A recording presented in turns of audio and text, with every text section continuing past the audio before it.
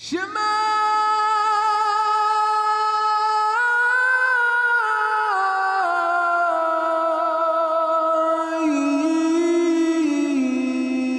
Israel. Hope you enjoy this next study. My name's Dee. This is my wife, Millie. So if you like what you see, subscribe and hit the notification bell. And if you wish to reach out to us, you can email us at devotedtoyah@gmail.com.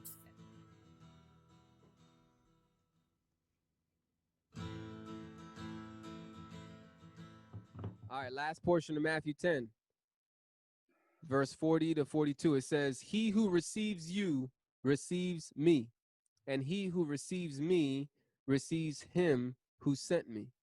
He who receives a prophet in the name of a prophet shall receive a prophet's reward.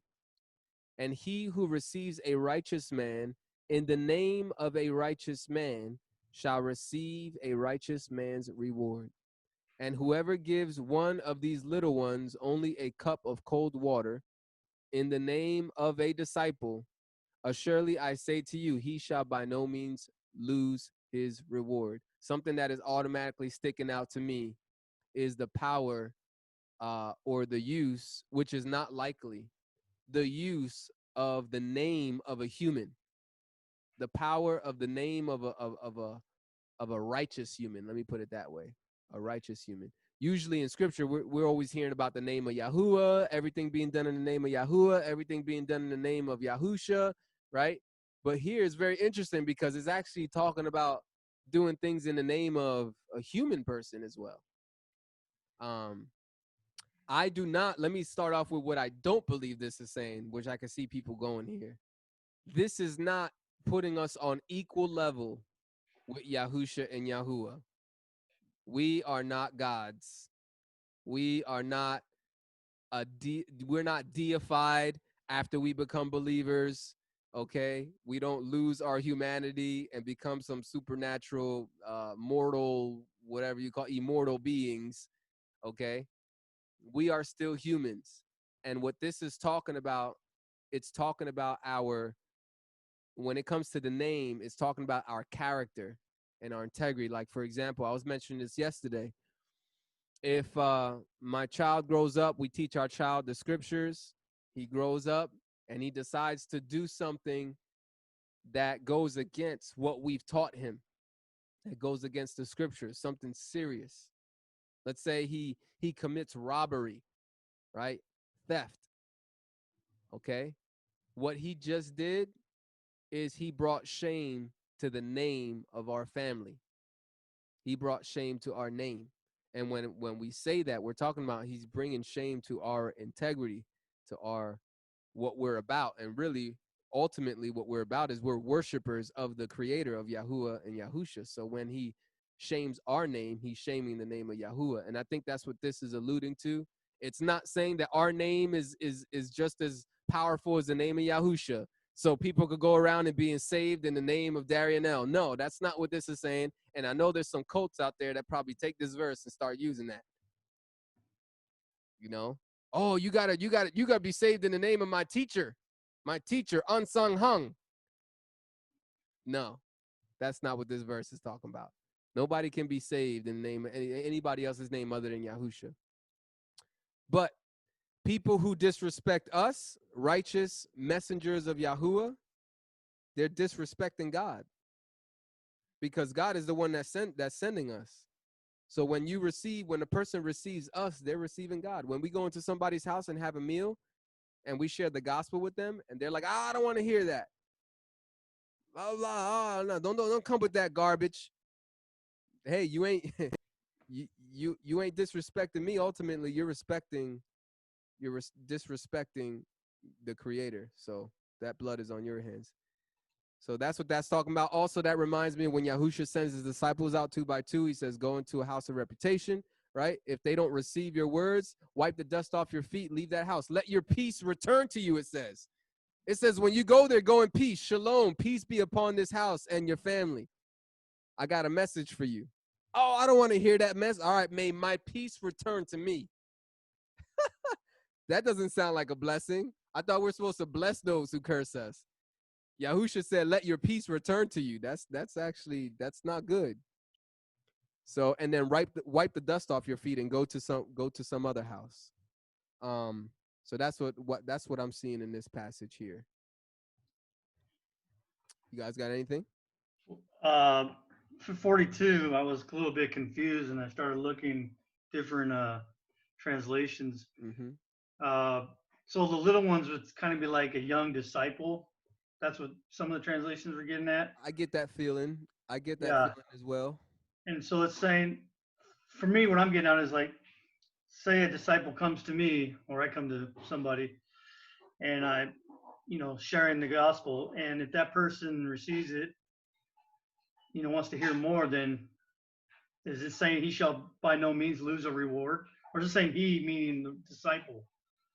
Yeah, and whoever. So the whoever here are the recipients Okay. or the audience who's needs the gospel. So these are unbelievers. So the whoever is the unbelievers. So whichever unbeliever gives one of these little ones only a cup of cold water. So again, this whole chapter is prepping the disciples for persecution, right?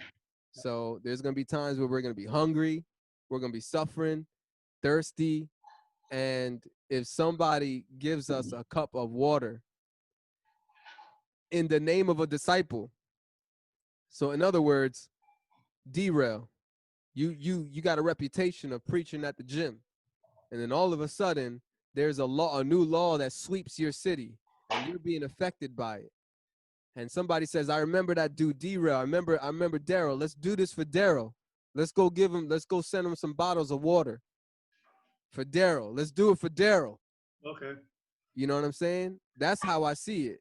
Like they're doing it, they're respecting your name. They're respecting your name. And Remembrance too of what I preached. yeah, yeah. So when somebody does a small thing for you, it says, or surely I say to you, he shall by no means lose his reward. That's not saying he's going to be saved. It's not talking about salvation here. It's talking about a reward. There's a principle in this life. There's a law. It's called you reap what you sow. Yep. It works for wicked people and it works for righteous people. If you're wicked and you do something righteous, you're going to get blessed from it. There's a good reward for that. Just because you're wicked doesn't mean what you did doesn't count. You're not going to be saved. You're not considered righteous in God's eyes. You're still wicked, but there's a potential that you might reap a good benefit based on a good deed that you did, right? If I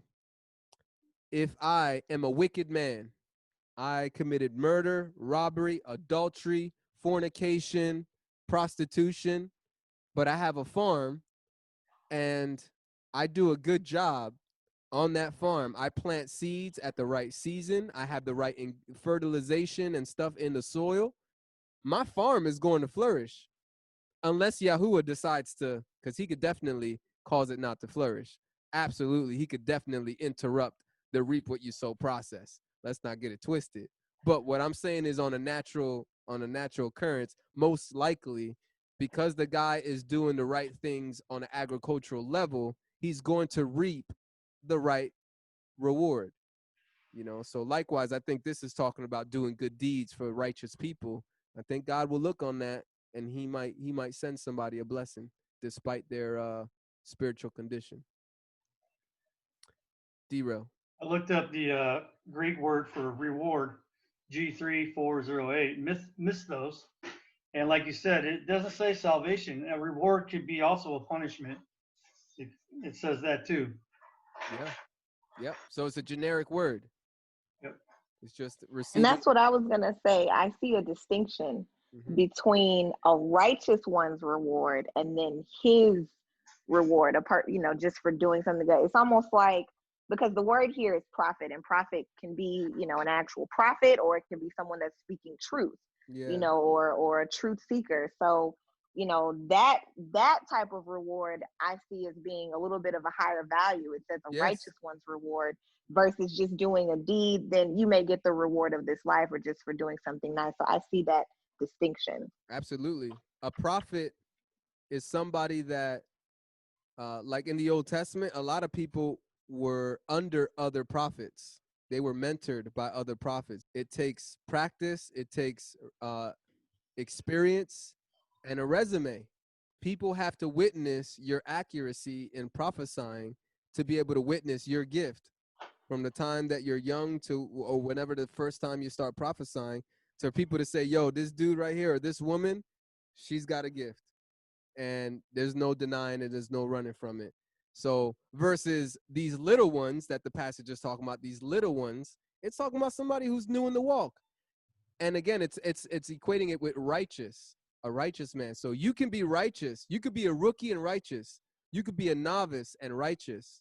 And there's a lot of people on the internet. There's a lot of people who are new to this walk and they claim to be prophets and prophetess. Stay away from those people. Stay away from those YouTubers. They got no accountability and they don't really know the protocol and the structure. Anyway, we'll end with that. That's good stuff.